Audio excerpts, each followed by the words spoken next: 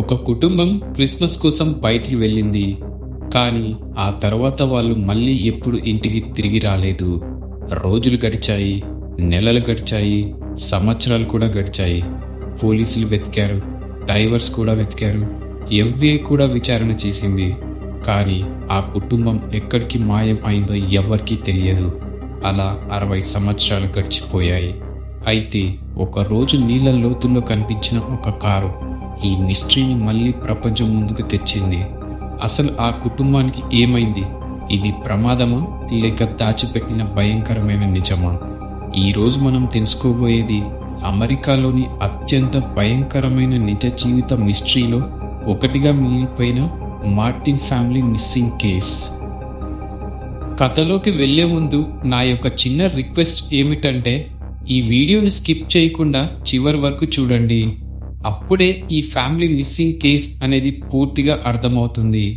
So late చేయకుండా let's get in the video.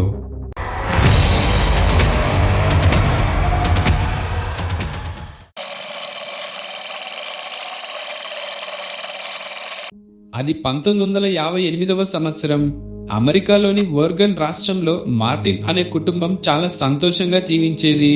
ఆ కుటుంబంలో కెనెత్ మార్టిన్, ఆయన భార్య బార్బరా, వారి యొక్క 3 చిన్న పిల్లలు. వాళ్ళది చాలా సాధారణమైన కుటుంబం. ఎవరితోనూ గొడవలు ఉండేవి కావు, శత్రువులు లేరు. క్రిస్మస్ దగ్గర పడుతుంది, అందుకే డిసెంబర్ నెలలో ఒకరోజు వాళ్ళ కుటుంబంగా బయటకు వెళ్లాలని నిర్ణయించుకున్నారు. అడవిలోకి వెళ్లి క్రిస్మస్ డెకరేషన్స్ కోసం గ్రీనరీ కలెక్ట్ చేయాలని ప్లాన్ చేశారు. అది వాళ్ళ చివరి ప్రయాణం అవుతుందని వాళ్ళకు కూడా తెలియదు. డిసెంబర్ 7, 1958 ఆ రోజు ఉదయం మార్టిన్ ఫ్యామిలీ తమ స్టేషన్ వ్యాగన్ కారులో బయలుదేరింది. కొంతమంది వాళ్ళను ఒక రెస్టారెంట్ దగ్గర చూసినట్టు చెప్పారు. అక్కడ వాళ్ళు సాధారణంగా కనిపించారు. ఎలాంటి భయం లేదు, ఎలాంటి టెన్షన్ లేదు. అది వాళ్ళను చివరిసారి చూసిన క్షణం. ఆ తరువాత వాళ్ళు పూర్తిగా మాయం అయ్యారు. రాత్రి అయినా ఇంటికి రాలేదు. బంధువులు ఆందోళన చెందారు. తర్వాత రోజు పోలీసులకు సమాచారం ఇచ్చారు.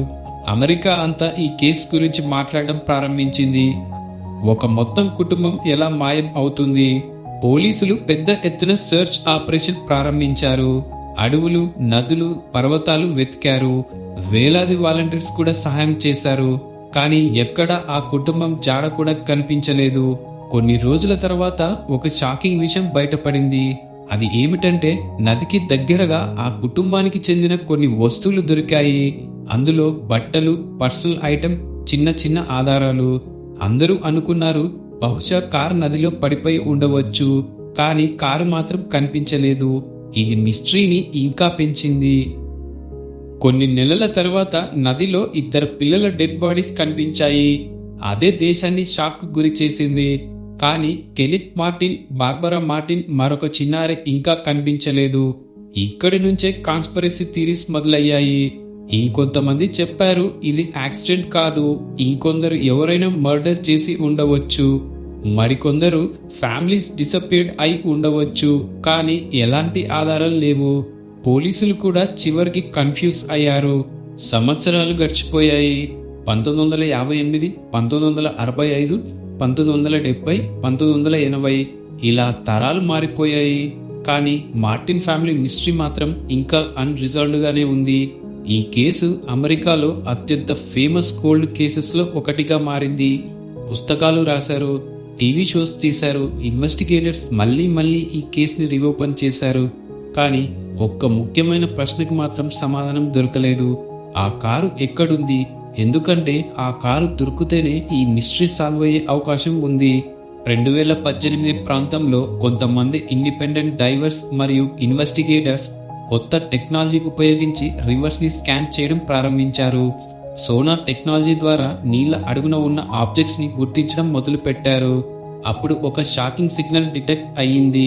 నీళ్ల లోతుల్లో ఒక పాత కారు కనిపించింది.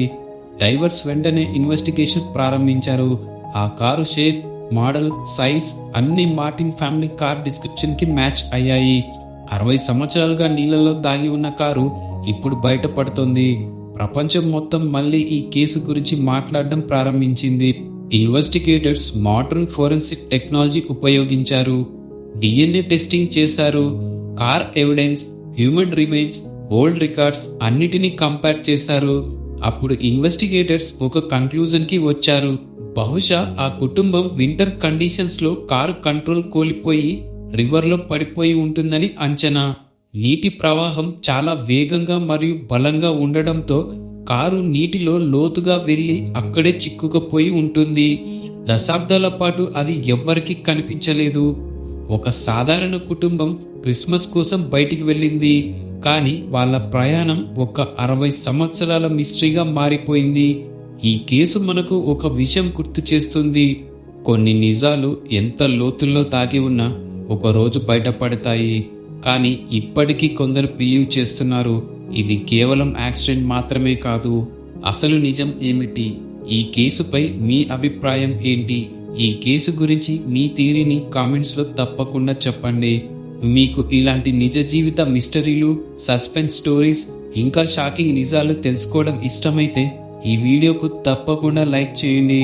మీ ఫ్రెండ్స్ అండ్ ఫ్యామిలీస్తో షేర్ చేయండి. మరియు ఇలాంటి ఆసక్తికరమైన కథలు ముందుగా చూడాలంటే మా ఛానల్ని సబ్స్క్రైబ్ చేయడం మర్చిపోవద్దు. Thank you.